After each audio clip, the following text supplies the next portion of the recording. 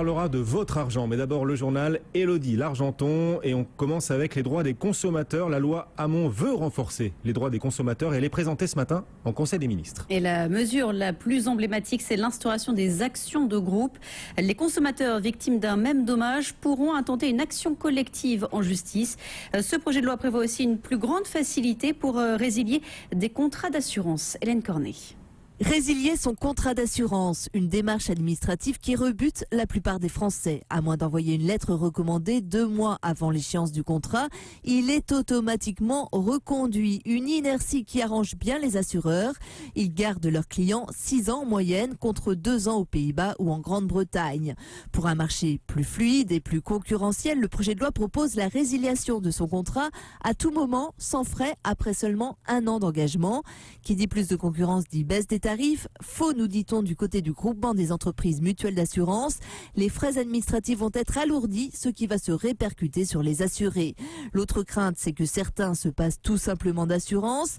La loi Hamon veut donc forcer l'assuré à prouver qu'il a une nouvelle assurance avant de lui permettre de résilier l'ancienne. Autre projet de loi examiné ce matin par le gouvernement, la loi Duflot. L'objectif là, c'est d'accélérer la construction de logements. Plusieurs pistes sont à l'étude. Faciliter la transformation de bureaux vides en logements, ajouter 1 ou 2 étages à certains immeubles ou encore réduire le nombre obligatoire de places de parking pour chaque nouveau logement.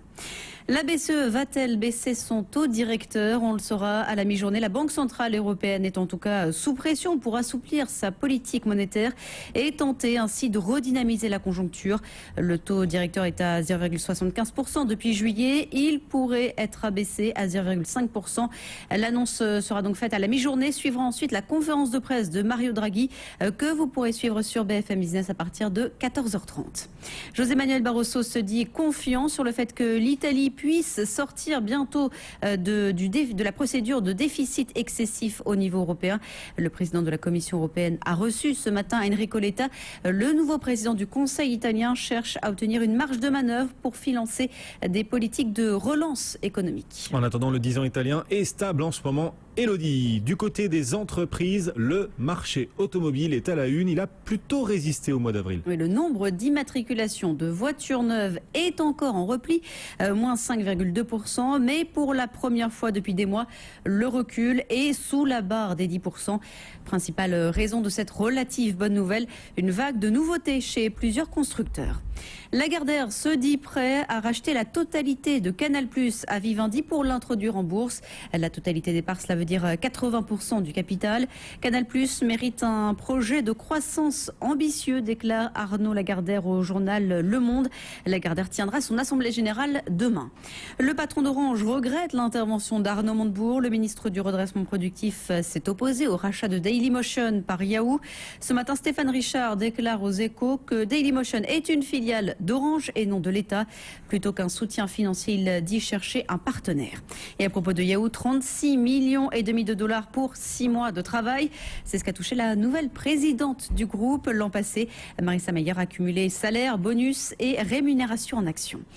Une commande géante pour le Canadien Bombardier. Deutsche Bahn va acheter jusqu'à 450 locomotives électriques pour 1,5 milliard d'euros. La livraison pourra s'étaler sur 10 ans. Et puis un mot de football et après la Ligue des Champions, la Ligue Europa demi-finale retour ce soir. Chelsea reçoit Bâle avec un léger avantage. Les Anglais l'ont emporté 2-1 à l'aller. L'autre match oppose Benfica au Fenerbahçe. Les Turcs mènent 1-0. Merci d'être avec nous sur BFM Business. Il est 11h35. C'est Intégral Placement. Et on vous retrouvera, Élodie, dans 24 minutes précisément pour le prochain journal. À tout à l'heure, ce sera en direct.